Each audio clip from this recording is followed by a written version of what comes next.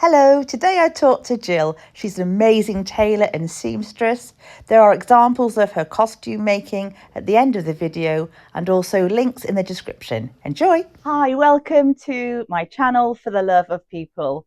I'm so glad you could join us today. And today we are in a beautiful building with beautiful, colourful surroundings. And we are with Gill. Hi, Gill. Hi. Thank you for agreeing to do this little interview. Okay. Now I kind of know Gill, but I don't know Gill in detail, if you like. Oh dear. So I'm going to be very excited about all these questions. So, right, so we'll start off. Gill, bit of your background maybe, where you're from and so on. I was born in Bournemouth and I grew up in a little village called Sturminster Marshall, Okay. out in the middle of Dorset. And my dad was from Cape Town in South Africa, and my mum's white English. Right. So I've got 4 younger brothers. Okay. Wow. Went to school locally, and yeah, that's Okay. my start in life. So you're a Yeah. local girl. Okay. Local Right, girl. okay. Yes. Where do you live now? I live in the parish of St Peter's Lovely. in Lower Parkstone. Okay, fantastic. And why do you live here specifically? Why do you choose Parkstone? Because I was in when I moved back from London. I was in Southbourne for a little while. It was just renting a flat. Okay. And I had a lovely little flat in Southbourne. Yeah. And for various reasons, I decided to move closer to work for travel, because at that time I didn't have a car. Okay. So I'm now back over here, so I can walk in if I want to. Fantastic. So we're talking about work and all these things. So let's get into what Gill does, because it's a whole new world to me. So Gill, what is your title, your profession? You can call me anything from a tailor to a seamstress to a dressmaker. Wow. So I do all of those things. Curtain maker, we do all of those things. So anything and everything. Yes. So is this a choice, or did you fall into this career? Or? When I was about 12 and I was at school, we used to do something called home economics. Oh, I remember. You remember that? I do remember. It was a while ago. It was a while ago. So yeah, we did home economics, and part of that was we did sewing classes and cookery classes. Mm-hmm. So we did sewing classes, and I think we made something like a very simple little skirt with a bit of elastic. And I'm thinking, this is great. I like this. This is fun. I want to do some more of this. Yeah. So it just took off from there.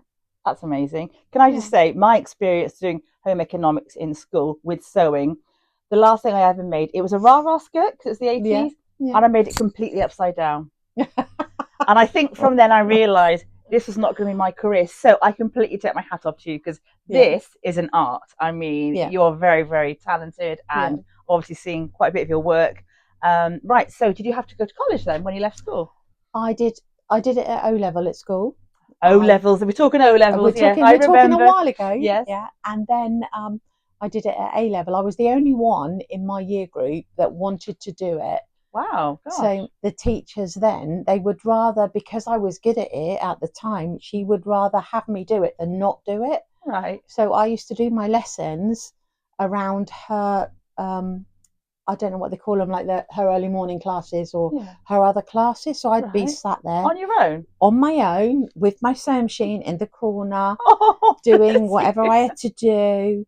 And sometimes one of my younger brothers was in there, and she'd shout, like if he was playing up, she'd shout, "Marais!" And I go, "What?" And it wasn't me, it was Dan. It was your brother. Fantastic. Yeah. So you obviously were really passionate to do that. That's a very brave thing to do on your own. But then you had one-to-one teaching, I suppose. Yeah. When she had time, sort of thing. Yeah. Fantastic. So did you leave school then after your A-levels? Where did you go from there? So after my A-level, I did have a place to go to. I can't remember, because it was such a long time ago, whether it was LCF or St Martin's to do fashion. Okay. But in those days we had to pay for it. Yeah. There was no grants to do uni, and my parents couldn't afford it, so I couldn't go. But my teacher took me on the train to London and took me to the interviews. Yeah. Wow, this was a teacher. Do you want to name drop her? Her name was Mrs. Bedford. Mrs. Bedford, what a star! Mrs. Bedford was an absolute star. She would look at my work, and she would look at the inside of it first.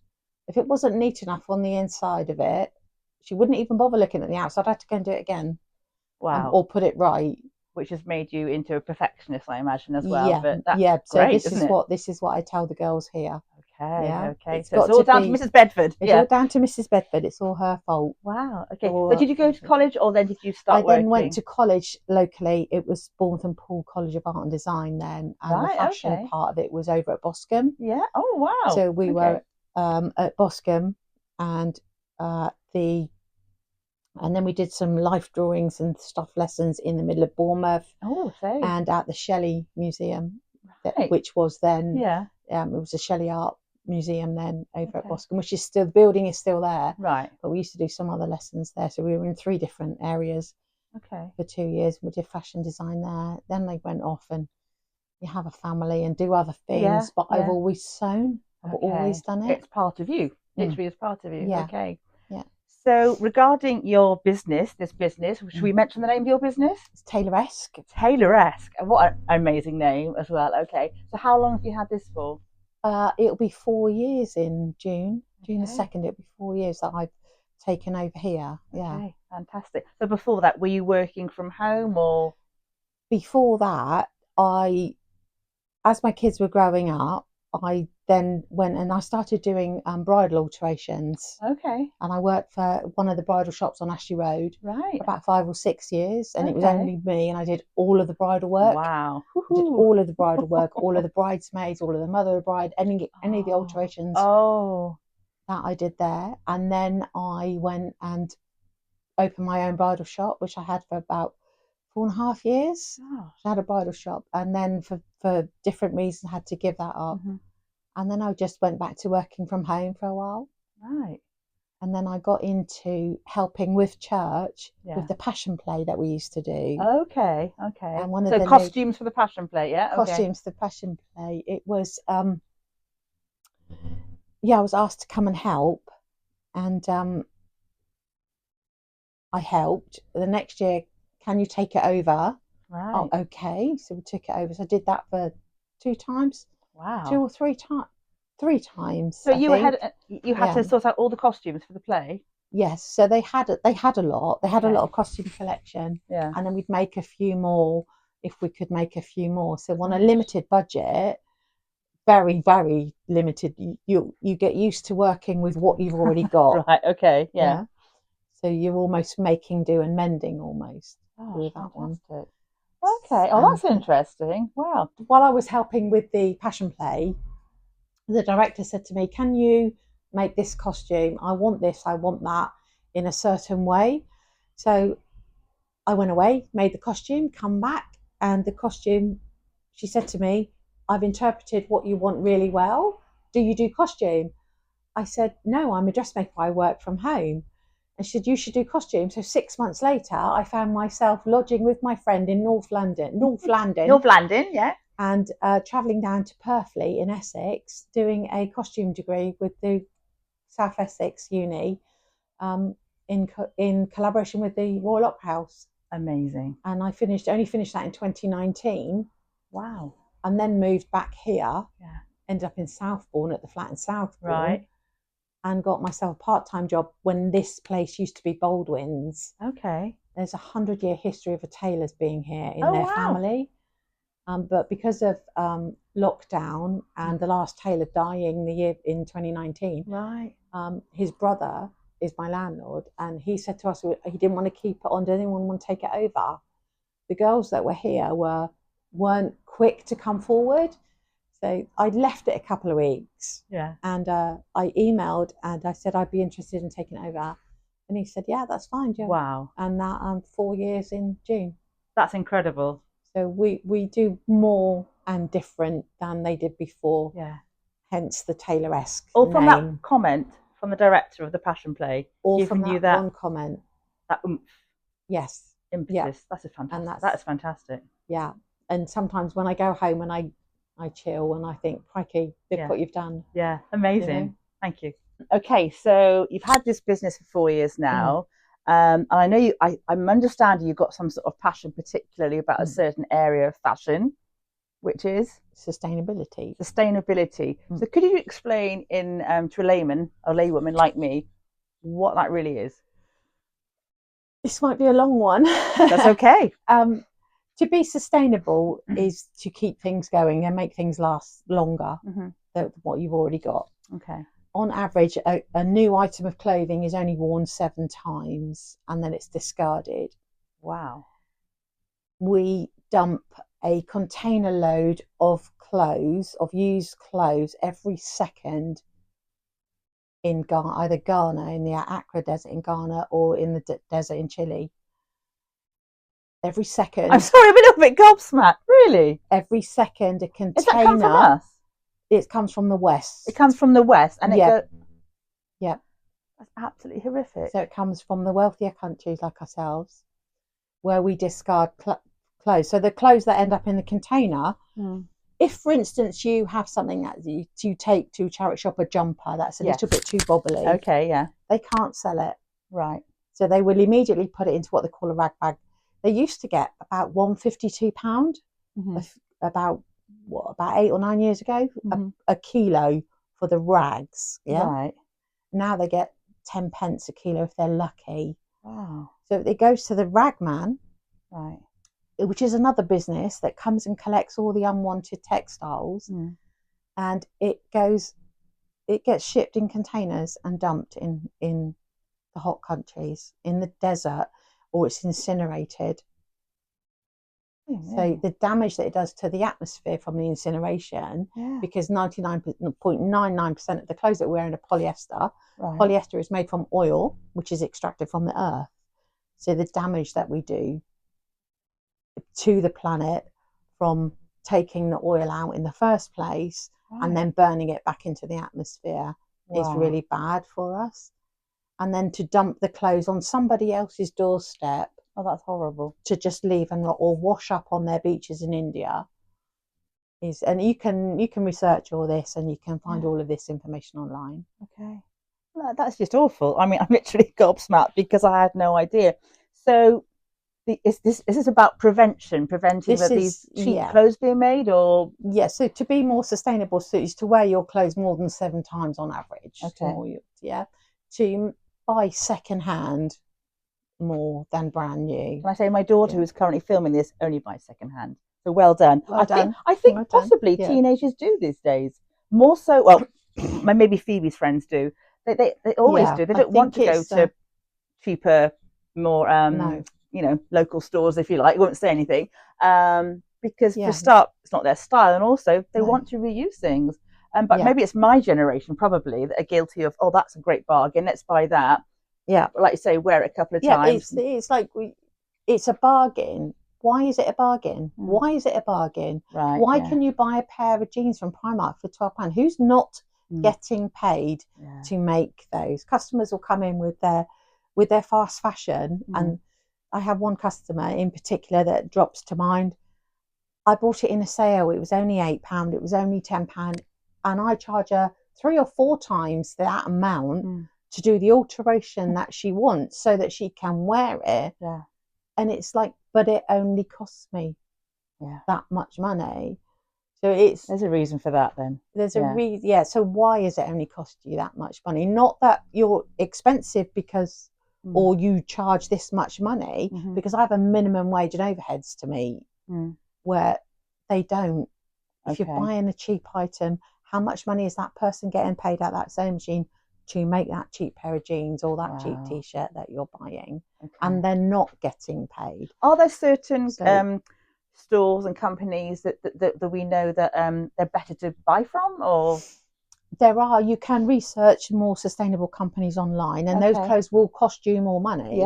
Yeah. But you invest in it, so that makes you then think about what you're spending your money on. Do I really need this t-shirt for £20, or can I buy one for £40 that's going to last me? And because I've spent £40 on it, for instance, you're more invested in that. So you're going to wear it more. You're going to take more care look after it, and look after it more, and perhaps not discard it so quickly. Gosh.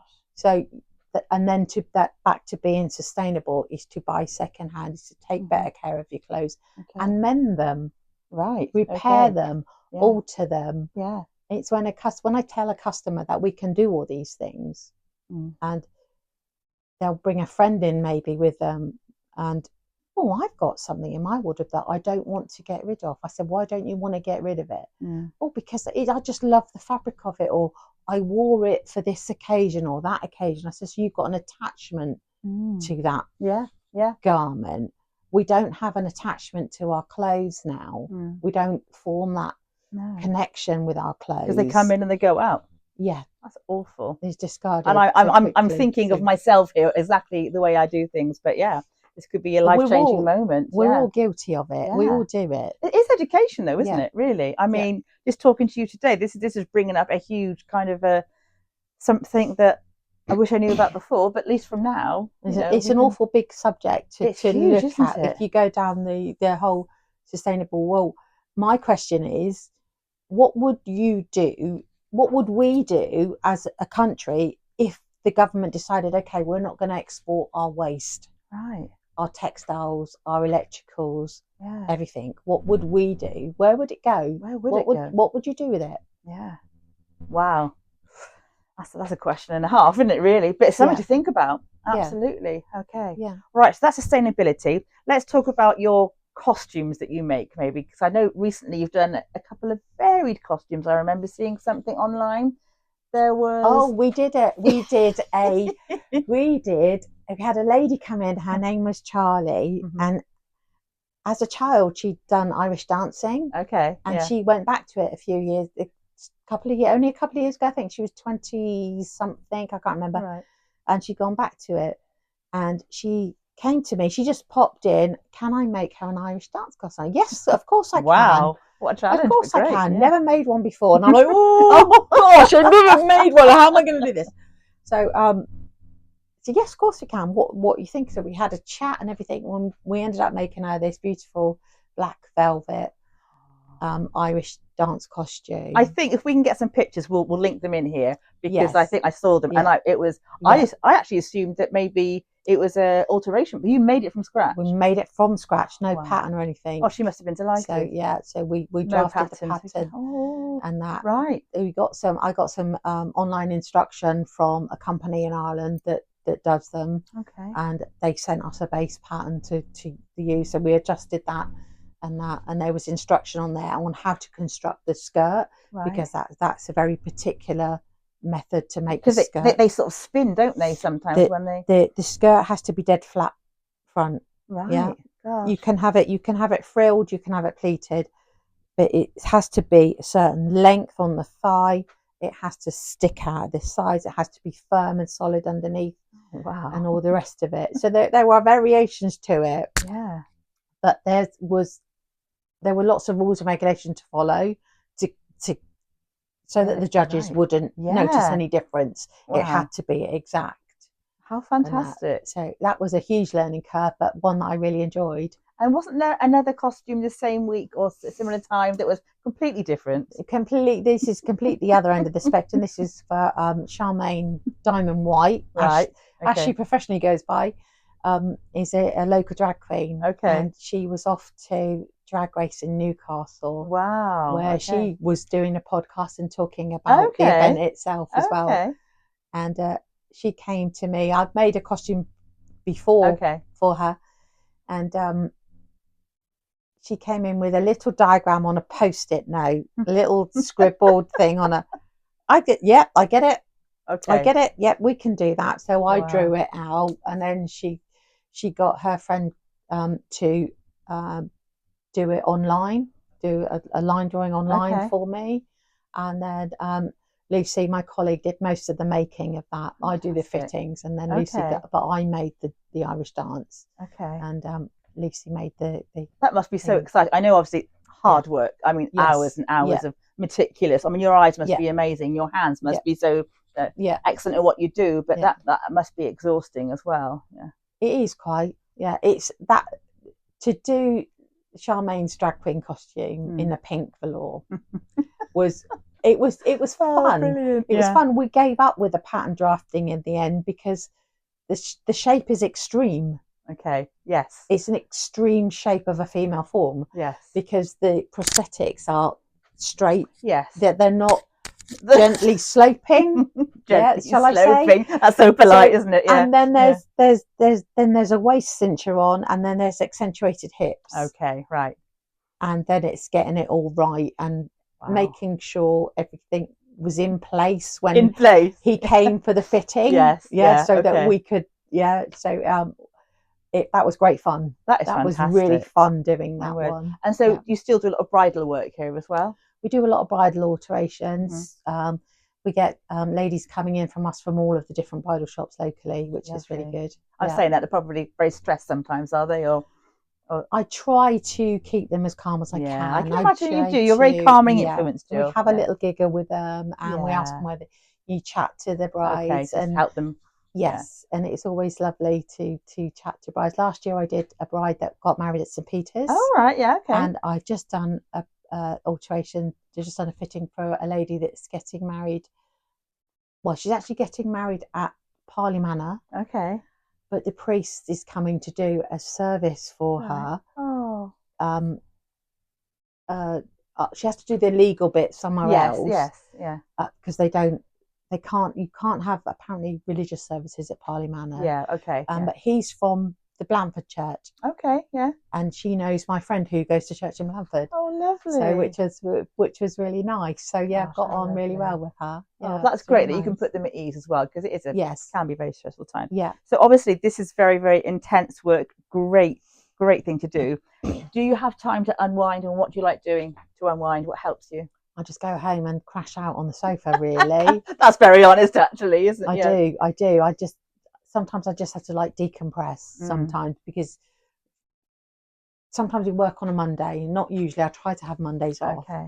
But I'm here Monday to Saturday most of the time. And you're talking, and I'm doing really well with my cough at the moment. Well done. You haven't coughed at all. And Jill's been poorly, but she's doing great. Yeah. And you're talking to people all the time, and somebody said to me once, when you sell, it's like you're on stage. Okay. It's almost like you're a different person. Okay, yeah. So when I'm here, I'm Gill, the seamstress, the tailoress, the salesperson. Yeah. I'm the organizer. I'm the business owner. Yeah. So when I get home, I just want to be myself and just sit at home or come to church. Yeah. Church is great because I really love coming to church. Yeah. Because it ends my week nicely. Oh, fantastic! Yeah, and like a reset, then, isn't it? It's a reset time and talking to people there. Yeah. And lovely. Well, we're glad that you come, but that's fantastic. Yeah. Lovely. Right. So there's one question I'm going to ask you just to close. What would you like, Jill, your lasting legacy to be? My lasting legacy would be to all of the people that I teach how to sew, that they remember one thing, at least one thing, and they say to somebody else, Jill taught me to do that. Oh, that's so lovely. Whether it's like to make the inside of your clothes as neat as anything else, or how to sew a button on, I don't care. Yeah. Or how to make a whole wedding dress. Okay. I don't mind what it is. That's lovely. As long as when I'm gone, somebody says, Jill taught me how to do that. Oh, that's lovely. Oh, Jill, that's fantastic. That's all I want. That's all I want. Well, thank you so much for letting us come in and invade your beautiful space. But can I say, just sitting in this beautiful room full of fabric, it's just absolutely stunning. But thank you so much. And hopefully this will be up in the next week or so, when you'll be bombarded. Fabulous. Yes. Yeah, but thank you so much. Okay. No, thanks for joining us. And please subscribe and like the video, and we'll see you soon. Thank you. Bye.